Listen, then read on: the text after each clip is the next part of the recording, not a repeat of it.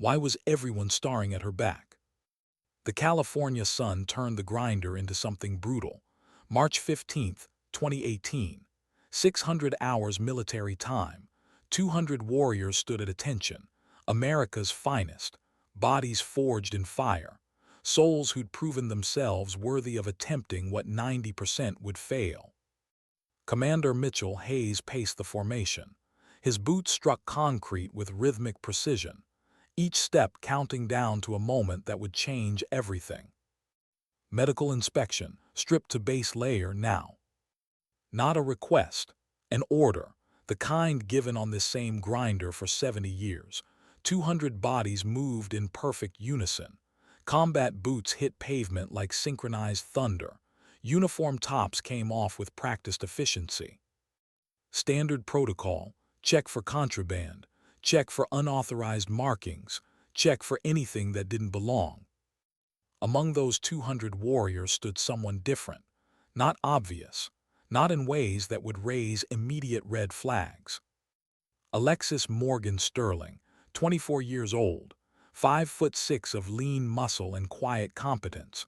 Her presence was like smoke, substantial enough to be real, subtle enough to be missed if you weren't paying close attention. The medical staff moved down the ranks, clipboards, practiced efficiency, scanning bodies, checking names against rosters, looking for obvious violations that would end careers before they began. They reached Sterling. She removed her uniform top, revealed the standard issue base layer beneath. The California sun caught her skin. No obvious tan lines from months of field training. No visible muscle definition that screamed operator. Then she turned around. Master Chief Vincent Alexander Drummond stood at the edge of the formation. 57 years of hard living etched into weathered features. 3 wars, 2 continents, more classified operations than he could count. He joined the teams in 1986 when the Cold War still cast its shadow, when operators learned their trade in places where mistakes meant body bags and international incidents. His eyes widened.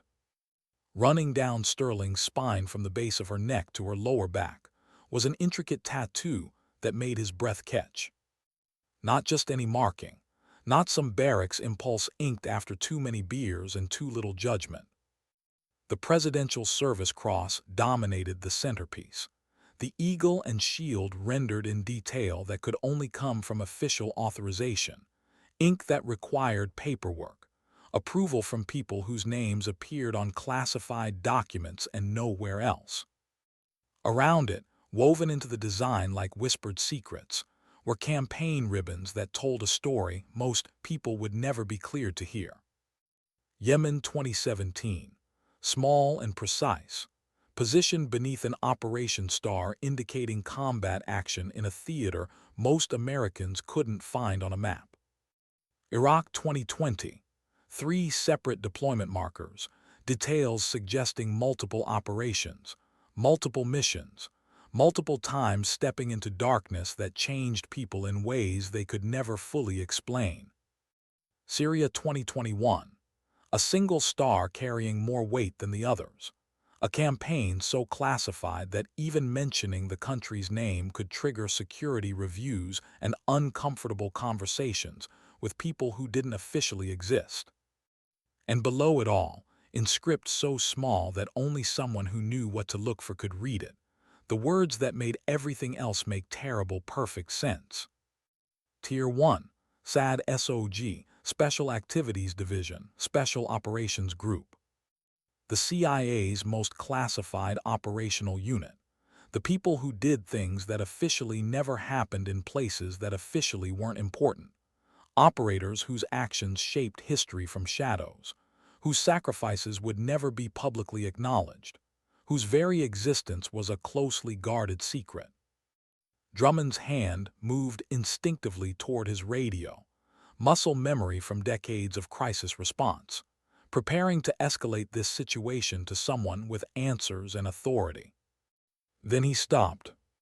His eyes found Commander Hayes across the formation, saw recognition dawning in the younger officer's expression. calculation happening behind professional composure, the same realization crystallizing in real time.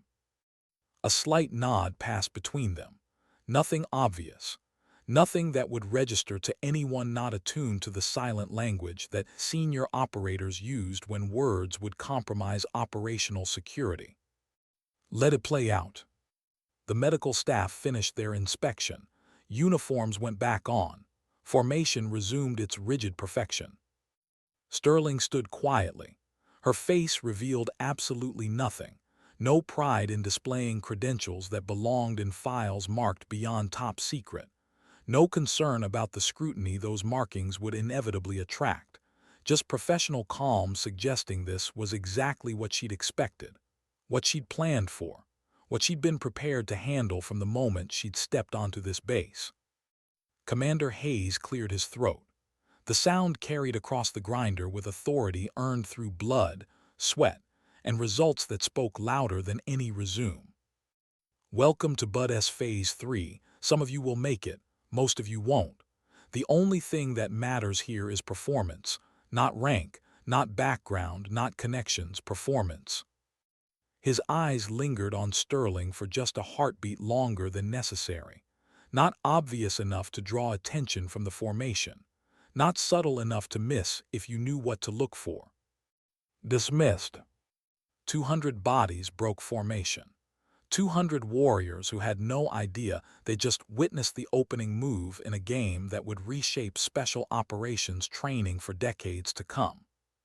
Sterling walked toward Bay 4 with the same quiet efficiency that characterized everything about her presence. No hurry, no hesitation, just measured movement covering ground without drawing attention. Behind her, Drummond pulled out his secure phone, the kind of device costing more than a new car, coming with security protocols that made commercial encryption look like a child's toy.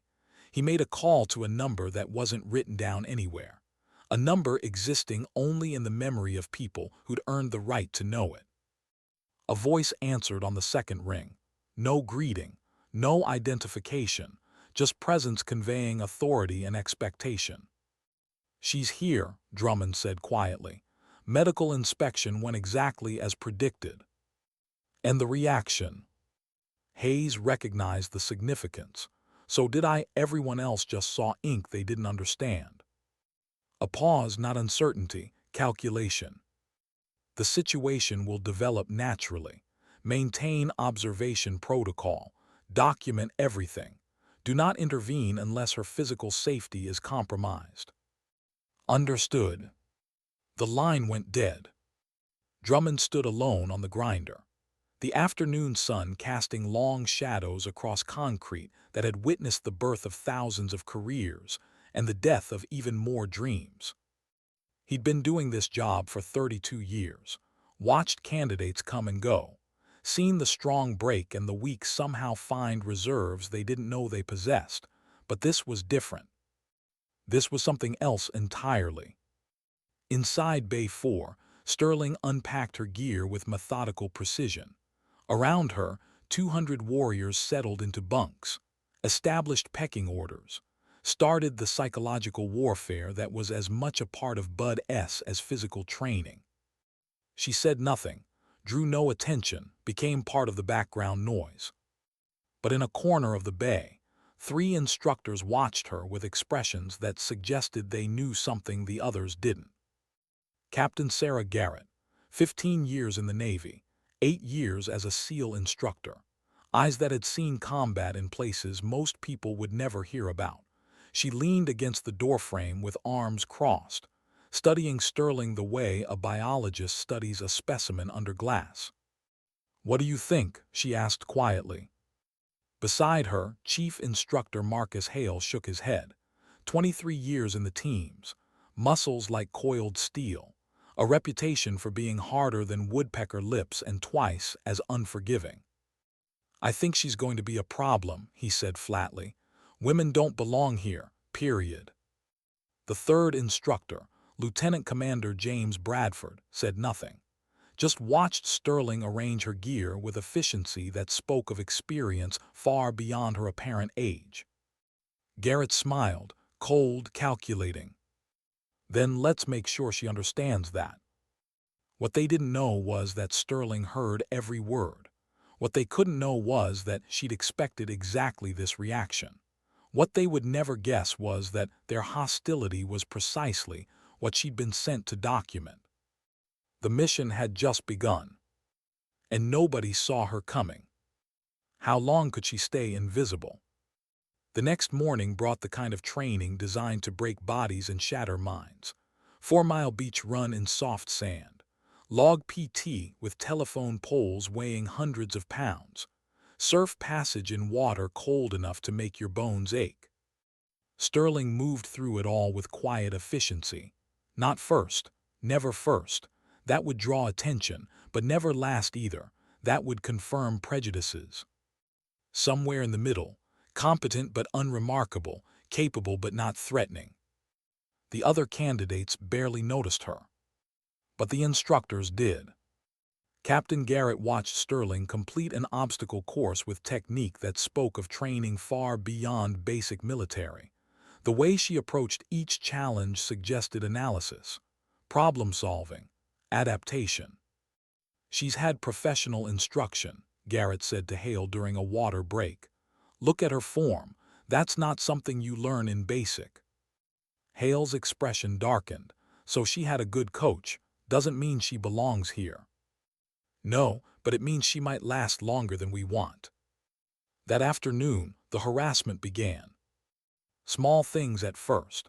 Sterling's gear went missing before inspections.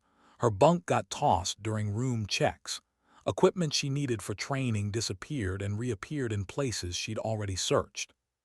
She said nothing, reported nothing, fixed problems without complaint and moved forward. Inside, her notebook grew fuller. Names, times, actions, documentation that would eventually reshape careers and end others. But on the outside, she remained perfectly calm, perfectly professional, perfectly unremarkable. The other candidates started to notice the pattern, started to see that Sterling was being singled out. Some felt uncomfortable, most said nothing. A few joined in because that's what you did to fit in, to survive, to make sure you weren't next. Among them was Private Elena Paxton, 22 years old, desperate to prove herself, terrified of being cut from the program. She watched Garrett and Hale sabotage Sterling's gear before a crucial equipment inspection. Watched Sterling take the hit without protest. Watched the quiet acceptance of injustice. And something inside Paxton broke. That night she pulled Sterling aside. "I saw what they did," she whispered, "to your gear before the inspection." Sterling's expression revealed nothing. "Did you?" "Yeah, I'm sorry, I should have said something, should have helped." "But you didn't." Paxton looked away, shame written across her features like a billboard. "No, I didn't because I was scared." Sterling studied her for a long moment, then nodded once. "Fear is honest," she said quietly. "It's what we do with it that defines us." She walked away, leaving Paxton standing alone with guilt that would eat at her for weeks. The training intensified. Rock portage in seas that could kill you if you made one mistake. Night navigation through terrain designed to disorient and exhaust. Combat scenarios that tested not just physical capability but psychological resilience. Sterling excelled at all of it. Not obviously. Not in ways that would trigger resentment from the other candidates or escalate harassment from the instructors. But anyone paying attention could see that she moved through challenges with competence that came from somewhere deep, somewhere earned. Drummond watched it all from a distance. His classified phone log grew longer, his reports more detailed. "Subject maintains cover effectively," he wrote in one entry. "Harassment escalating as predicted. Subject documents everything without breaking character. Suspect she's been in worse situations. Respond with professional calm that suggests extensive operational experience." But there was something else he noticed, something that didn't appear in official reports. Sterling was lonely. Not in ways she would ever admit. not in ways that would compromise her mission, but in quiet moments between training evolutions.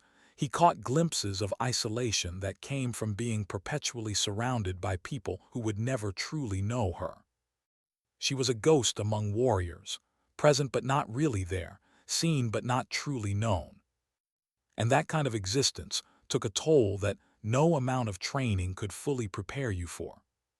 Week 2 brought the kind of hell designed to make strong candidates quit, and Week 1's break entirely. Hell Week, 5.5 days of continuous training with maybe 4 hours of sleep total, cold, wet, exhausted, pushed beyond anything civilians could imagine. Sterling entered it knowing this would be the crucible, the place where her cover would be tested most severely, where exhaustion would strip away pretense and reveal what lay beneath. She also knew that Garrett and Hale would use this week to try and break her completely. They didn't disappoint. While other candidates got standard harassment, Sterling got special attention, extra PT, equipment that mysteriously malfunctioned at critical moments, tasks assigned and then changed without notice. She absorbed it all, documented it all, kept moving forward. On day 3, something shifted. The candidates were completing a night navigation exercise, exhausted, hypothermic, operating on autopilot and willpower. One of them went down, collapsed in the surf zone, water filling his lungs, body shutting down from exhaustion and cold. Sterling moved before the instructors could react. She pulled him from the water with strength that didn't match her frame, started CPR with technique that spoke of extensive medical training, kept him alive until the safety boat arrived, saved his life without hesitation or thought for her cover. The candidate, a former college athlete named Marcus Chen, looked up at her with confusion and gratitude. "Where'd you learn that?" he gasped.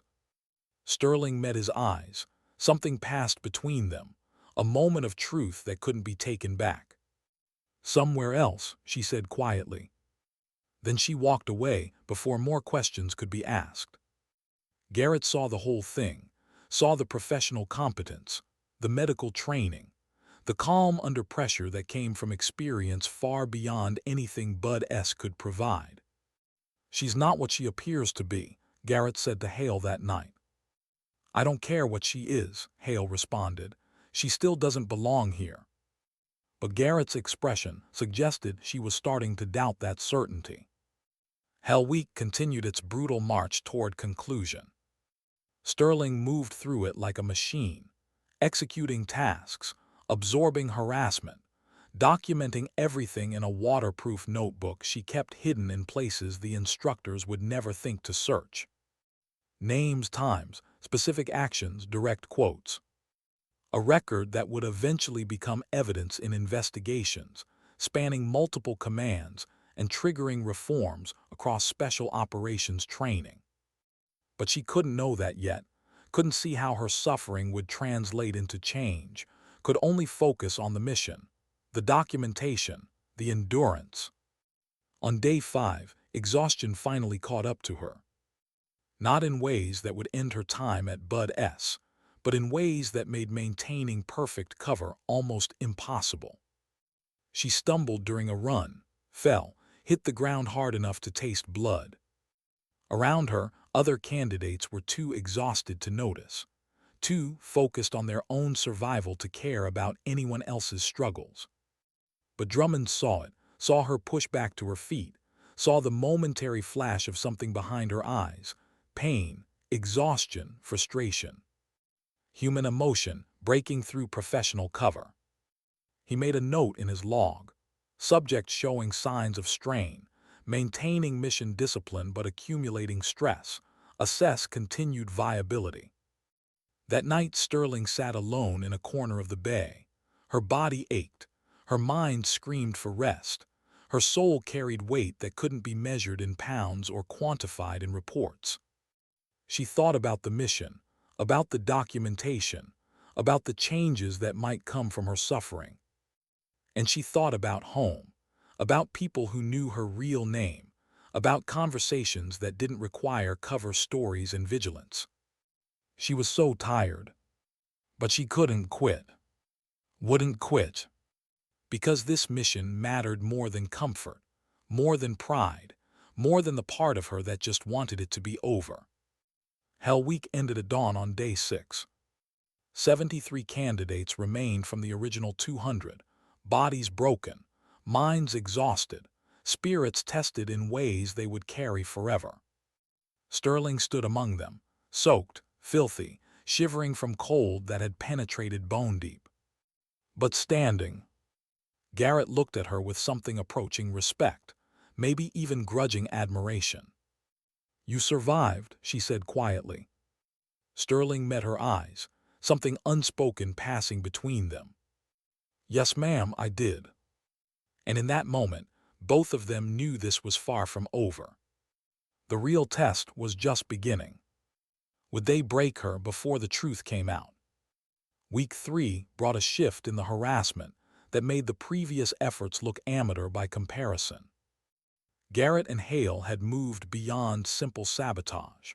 Now they were playing psychological warfare at a level that suggested extensive training in breaking people down, in finding weak points and exploiting them without mercy. They assigned Sterling to teams with candidates who resented her presence, put her in situations where failure would be public and humiliating, created scenarios where success required cooperation from people who'd been encouraged to see her as a problem. Sterling navigated it all with grace that came from somewhere deep. She'd operated in hostile territories where one wrong word could mean death, had maintained cover among people trained to identify deception, had survived interrogation techniques designed to shatter minds and extract secrets. This was difficult, but it wasn't impossible. The other candidates started to notice something strange. Sterling never complained, never showed anger, never responded to provocation with anything except professional calm. Some found it admirable, most found it unsettling. Marcus Chen, the candidate she'd saved during Hell Week, started watching her more carefully, started noticing patterns that didn't quite fit. The way she moved suggested training beyond standard military. The way she analyzed problems spoke of experience in complex operations. The way she endured harassment indicated exposure to far worse situations. One afternoon, after a brutal training evolution, he approached her. "You're not like the rest of us," he said quietly. Sterling's expression revealed nothing. "What makes you say that?" "The way you handle things, the way you move, like you've been doing this your whole life." She studied him for a long moment, calculation happening behind calm eyes. "Everyone has a story," she finally said. "Mine just took different roads to get here." "I don't think that's the whole truth." "No, but it's all you need to know right now." She walked away, leaving Chen with more questions than answers. That night, Garrett called a private meeting with Hale and Bradford, 3 instructors who'd been united in their belief that Sterling didn't belong. "Something's off about her," Garrett said. "The harassment isn't working the way it should. She's too calm, too controlled." "Maybe she's just tough," Bradford suggested. Hale shook his head. "Nobody's that tough, not naturally. That kind of composure comes from training, professional training." "So what are you saying?" Garrett asked. "I'm saying we need to push harder, find her breaking point, because everyone has one." Bradford looked uncomfortable. "Are you sure that's wise, if she has powerful connections?" "Then let them come forward," Hale interrupted. "Until then, she's just another candidate who doesn't meet our standards." But Garrett's expression suggested she was starting to suspect those connections existed, that Sterling's presence at Bud S might be more complicated than it appeared. She just didn't know how much more complicated. The escalation came during a combat scenario exercise, designed to test decision-making under stress, leadership under pressure, performance when lives hung in the balance. Sterling was assigned to lead a team through a hostage rescue simulation. Her team consisted of 5 candidates who'd been specifically selected because they'd shown hostility toward her. The scenario was designed to fail, variables stacked against success, time compressed, resources limited, every decision leading to worse outcomes. Sterling analyzed the situation with calm that suggested extensive experience with impossible choices. She divided her team, assigned roles based on capability rather than ego, created a plan that maximized their limited resources and accounted for likely complications. Then she executed with precision that left the evaluators speechless. The hostage rescue succeeded. 0 casualties, minimal time, maximum efficiency. When it was over, her team stood in shocked silence. They'd expected failure, had probably hoped for it. Instead, they'd experienced leadership at a level they'd never encountered before. "Where did you learn that?" one of them asked. Sterling's answer was simple and devastating. "Somewhere you've never been." The evaluators huddled, whispered, looked at Sterling with confusion and growing suspicion. One of them made a phone call, quiet, brief, to someone whose name didn't appear on any roster. Things were about to change. That evening, Commander Hayes called Sterling to his office. The summons carried weight that went beyond standard instructor-candidate dynamics. She entered to find Hayes, Drummond, and 2 other men she didn't recognize. Both wore civilian clothes that screamed federal agent.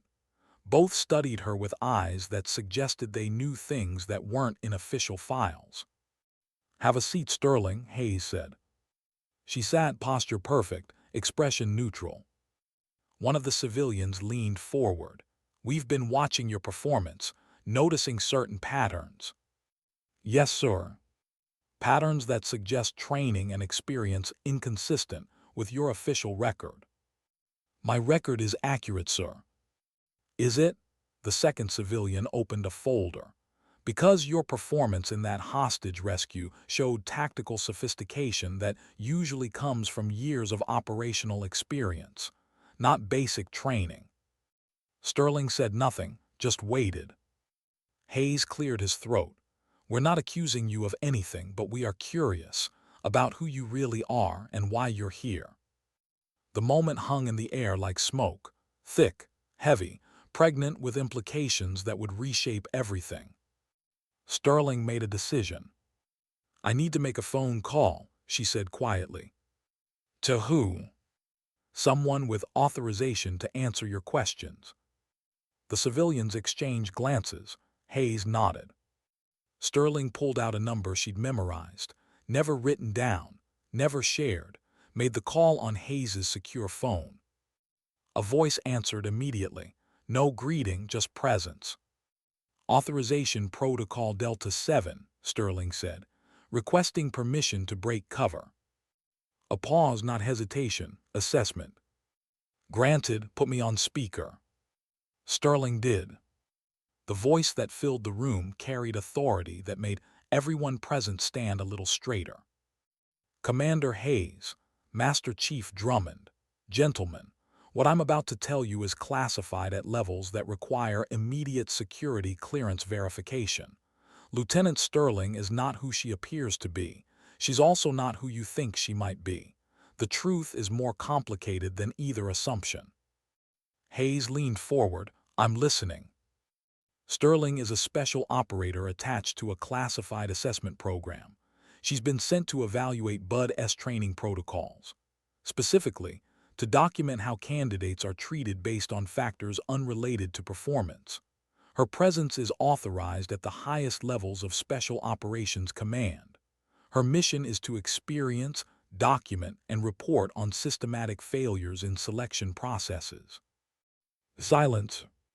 Drummond's weathered face split into something between a smile and a grimace. "Well, I'll be damned." "Her tattoo is real," the voice continued. "Her operational record is real. Her capabilities are real. What's not real is the suggestion that she's a regular candidate. She's an evaluator, And based on her reports, she's documenting significant problems. One of the civilians spoke up. What kind of problems? The kind that end careers and trigger congressional investigations. The kind that force institutions to confront uncomfortable truths about bias, harassment, and systematic discrimination. Hayes's expression had gone carefully neutral. How long have you known? I've known since before she arrived. Master Chief Drummond has known since the medical inspection. You figured it out today. The instructors harassing her have no idea, and that's exactly how it needs to stay. For how long? Until the assessment is complete. Until Sterling has documented enough evidence to support comprehensive reform. Until the people who need to learn hard lessons have learned them. The call ended. The room remained silent for a full minute. Finally, Drummond spoke. How bad is it? Sterling's voice was quiet but carried weight that filled the space. Bad enough that, without intervention, you're about to lose some very talented operators to harassment that has nothing to do with their capabilities. Bad enough that the selection process is being compromised by personal bias. Bad enough that it requires attention at the highest levels. Hayes ran a hand across his face. Garrett and Hale. Documented extensively, along with several others. What happens now? I continue the mission. You continue normal operations. When I have sufficient evidence, the assessment concludes. Then comes the reckoning. Bradford looked sick. Am I? You're borderline, Sterling said. You participated but showed signs of discomfort. Showed moments of wanting to intervene. That will be noted in the final report. She stood. With your permission, Commander, I need to return to the bay. My absence will be noticed. Hayes nodded, dismissed, and Sterling. Yes, sir. Thank you for your service, all of it. She left without another word. Behind her, 4 men sat in silence, processing implications that would reshape how they understood their own institution. The mission wasn't over, but the endgame had begun. How would it all end? 3 weeks had passed since Sterling's identity was revealed to the command staff. 3 weeks of continuing her mission, while key leaders watched with new understanding. The harassment from Garrett and Hale intensified.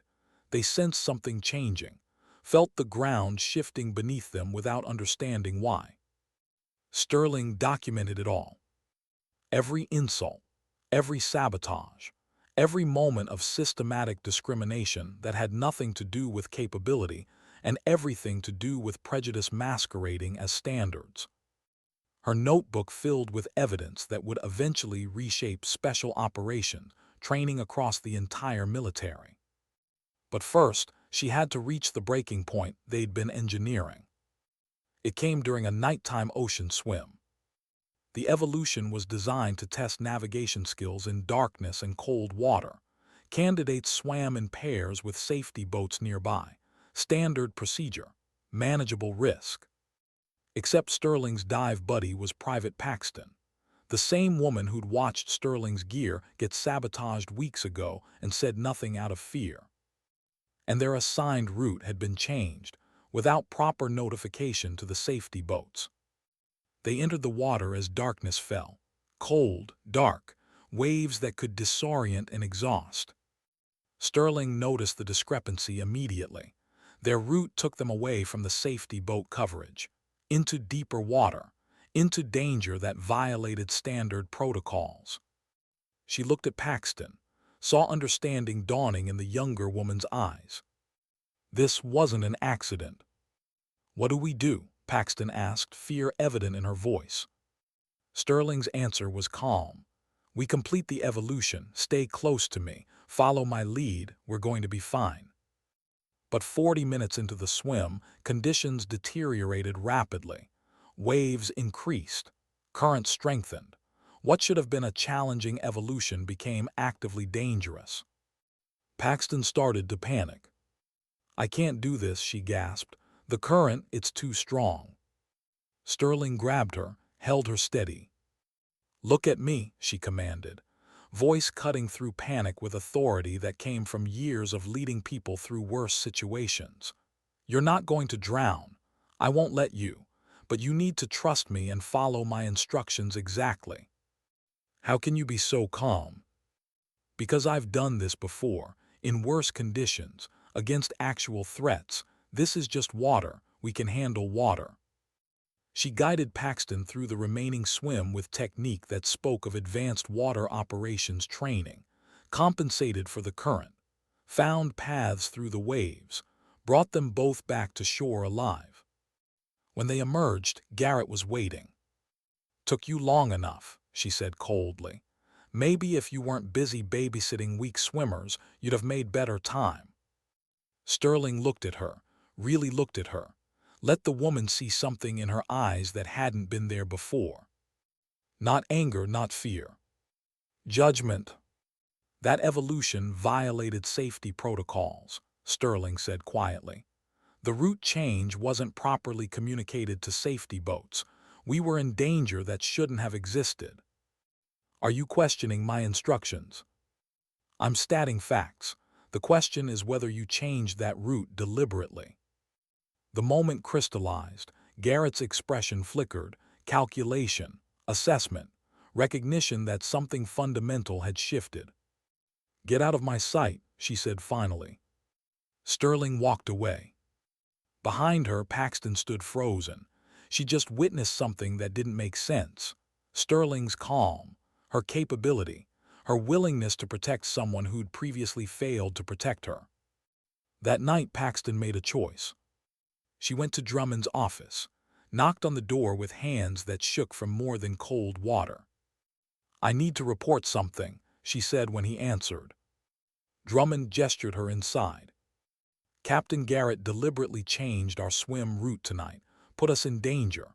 Sterling saved my life, not for the first time, and I need to know who she really is, because nobody handles situations like that without extensive training." Drummond studied her for a long moment. "What makes you think Sterling is different from other candidates?" "Everything, the way she moves, the way she thinks, the way she leads. I've seen special operators. My father was a SEAL. Sterling moves like them, thinks like them. She's not a regular candidate, and I think you know it." "What would you do with that information?" Paxton met his eyes. "Stop being afraid. Start doing the right thing. Report what I've seen. Stand up for someone who deserves better than the treatment she's received." Drummond nodded slowly. "Your father would be proud of that decision." "Will you tell me who she is?" "No, but I will tell you this. Your instincts are correct. Sterling deserves better. And the fact that you're finally ready to stand up for her suggests you might deserve better too." He made a note in his log, another piece of documentation for what was coming. The final week of Sterling's assessment arrived with the kind of tension that preceded major operations. Garrett and Hale knew something was wrong, felt scrutiny they couldn't identify, sensed their control of the situation slipping despite not understanding why. They made a final desperate play. During a tactical training evolution, they arranged for Sterling's ammunition to be swapped with blanks, set up a scenario where her weapon would fail at a critical moment, create a public failure that would justify removal from the program. Sterling entered the evolution knowing exactly what they'd done. She'd checked her ammunition, found the substitution, documented it with photographs and detailed notes. But she loaded the blanks anyway. Let the scenario play out exactly as Garrett and Hale had planned. Her weapon failed during a crucial moment.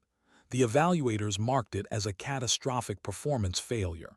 Garrett's expression showed triumph. "Pack your gear, Sterling," she said with barely concealed satisfaction. "You're done here." Sterling met her eyes, calm, controlled. "Yes, ma'am." She walked back to the bay, began packing her equipment with the same methodical precision that had characterized everything about her presence. The other candidates watched in silence. Some felt vindicated, most felt uncomfortable. A few, like Chen and Paxton, felt something closer to grief. That evening, Commander Hayes received a call from Washington. The voice on the other end was the same one that had authorized Sterling's cover break weeks earlier. The assessment is complete. Tomorrow morning, we execute the final phase. Understood. Hayes, what we're about to do will reshape your command. How you handle it will determine whether the reforms we implement actually stick or just become more paperwork nobody follows. I understand the stakes. Good, because Sterling's sacrifice matters only if we turn her documentation into meaningful change. The call ended. Hayes sat in his office for a long time, thinking about the institution he'd served, the traditions he'd upheld, the changes that were coming whether he was ready or not. The next morning, Sterling was called to Hayes's office. She entered to find not just Hayes and Drummond but a full assemblage, three-star general, multiple colonels, representatives from every special operations command, congressional staffers, inspector general investigators. And in the corner, recording everything, a military lawyer whose presence suggested this was official, binding, consequential. "Have a seat, Lieutenant Sterling," the general said. She sat. "For the past 3 weeks, you've been operating under classified assessment protocols, documenting systematic failures in special operations selection processes. Your mission is now complete. It's time to discuss what happens next." He opened a folder thick with documentation, Sterling's reports, her photographs, her detailed accounts of harassment, sabotage, and discrimination. "This is some of the most comprehensive evidence of institutional bias I've seen in 30 years of service," he continued. "It's also damning. If released publicly, it would trigger investigations, lawsuits, and congressional hearings that could take years to resolve." Sterling said nothing, just waited. "However, we have an opportunity to address these problems internally, implement reforms, change cultures, do the right thing before we're forced to by external pressure. That's the path I prefer, but it requires buy-in from people who have been part of the problem, starting with Captain Garrett and Chief Hale." He looked at Hayes. "Bring them in." 5 minutes later, Garrett and Hale entered, saw the assembled officials, saw Sterling sitting calmly in the middle of it all. Confusion, then recognition, then fear. "Captain Garrett, Chief Hale, you've been under observation for 3 weeks, the general said. "Every action documented, every instance of harassment recorded, every violation of protocol noted. Lieutenant Sterling was never a regular candidate. She's a special operator sent to assess exactly the kind of behavior you've displayed." Garrett's face went pale. We were just maintaining standards." "No," Sterling said quietly. "You were protecting territory, maintaining bias, creating an environment where capable operators would fail not because of their abilities, but because of your prejudices." She stood, walked to the table, opened her notebook. "March 17th. You deliberately sabotaged my gear before an equipment inspection, documented with photographs and witness statements. March 23rd, Chief Hale changed safety protocols during a night navigation exercise, creating unnecessary risk, documented with GPS records and incident reports. April 2nd, you assigned me to a team specifically selected to ensure failure, then changed evaluation criteria mid-exercise, documented with audio recordings and evaluator testimony." She continued, page after page, incident after incident, 3 weeks of systematic harassment documented with precision that left no room for denial. When she finished, the room was silent. The general looked at Garrett and Hale with something approaching disgust. "You have 2 choices. Accept immediate reassignment and mandatory rehabilitation training, or face courts-martial for violation of safety protocols, abuse of authority, and discrimination. You have 60 seconds to decide." Garrett's voice was barely a whisper. "Rehabilitation." Hale took longer, pride warring with survival instinct, finally nodded. Rehabilitation.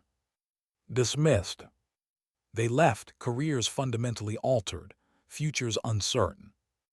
The general turned to Sterling. Well done, Lieutenant. Your sacrifice and professionalism will enable changes that should have happened decades ago. Thank you, sir. There's one more thing. We need someone to oversee implementation of these reforms. Someone who understands both operational requirements and the human cost of systematic discrimination. Someone like you. Sterling hesitated. Sir, I'm an operator, not an administrator. The best reforms come from operators who understand what actually works in the field. You've proven you can endure. Now prove you can build something better. She looked at Drummond. The old Master Chief nodded slightly. I'll do it, she said. On one condition. I maintain operational status. Keep doing the job. That perspective is what makes my recommendations valuable. Agreed. The meeting concluded, officials dispersed, changes began. Sterling stood in Hayes's office afterward.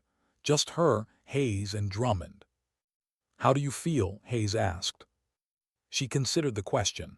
Tired, relieved, hopeful that something good comes from this. It will, Drummond said, because you didn't just document problems, you gave us a roadmap for solutions. What happens to Paxton? Sterling asked, the candidate who finally spoke up. She'll be reassigned to military intelligence, Hayes said. Away from toxic environment, chance to develop her capabilities without the pressure that almost broke her. Good. Sterling walked to the window, looked out over the grinder where it had all begun. I spent 3 weeks being invisible, she said quietly, being dismissed, being harassed, and the hardest part wasn't the physical challenges. It was watching other people accept injustice because speaking up felt too dangerous. That's changing, Hayes said, because of you. No, because the time was right. I was just the catalyst. 6 months later, the Sterling Protocol was implemented across all special operations training facilities. Comprehensive reforms based on capability assessment rather than traditional appearance standards. Anonymous reporting systems for harassment. Regular audits by independent evaluators. Training for instructors on bias recognition and elimination. Graduation rates increased 38%. Mission success rates improved 23% across all measurable metrics. Casualties dropped in operational theaters. Identifying actual capability produced better operators than selecting people who simply looked the part. Captain Garrett completed her rehabilitation program, 6 months of intensive training and professional development, the hardest 6 months of her life, but she did the work, learned the lessons. She was assigned to lead a mixed-gender SEAL platoon in East Africa. The assignment was both test and opportunity. She succeeded, not by being softer, by being smarter, recognizing capability in all its forms, leading through competence and respect rather than fear and intimidation. Her platoon achieved mission success rates in the top 5% of all operational units. She sent Sterling a letter, 1 page, handwritten. Thank you for the second chance I didn't deserve. I'm trying to become the leader you saw potential in. I hope I'm succeeding. Sterling kept the letter in her office drawer. Proof that change was possible, that people could learn, that mistakes didn't have to define someone's entire future. Chief Hale's fate was less forgiving. His tribunal found that his sabotage had been deliberate and malicious. Dishonorable discharge, 7 years federal prison, criminal record that would follow him forever. Harsh but fair. Some lessons required consequences that couldn't be appealed. Private Paxton thrived in military intelligence. Away from toxic environment, her true capabilities emerged. She developed innovative analytical techniques, earned a Bronze Star. She wrote to Sterling every few months, updates, gratitude, questions about how to be better. Sterling responded to every letter, brief, professional, offering guidance without judgment.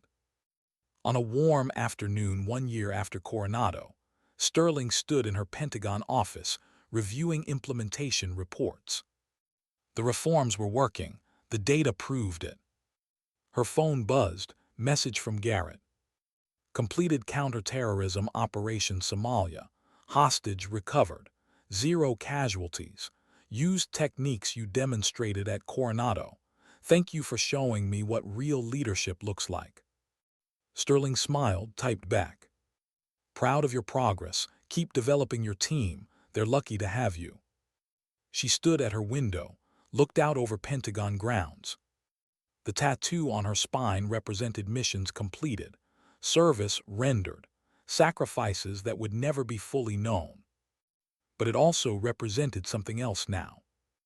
A commitment, ensuring the next generation of operators would be judged fairly, given opportunities based on capability rather than appearance, protected from systematic failure.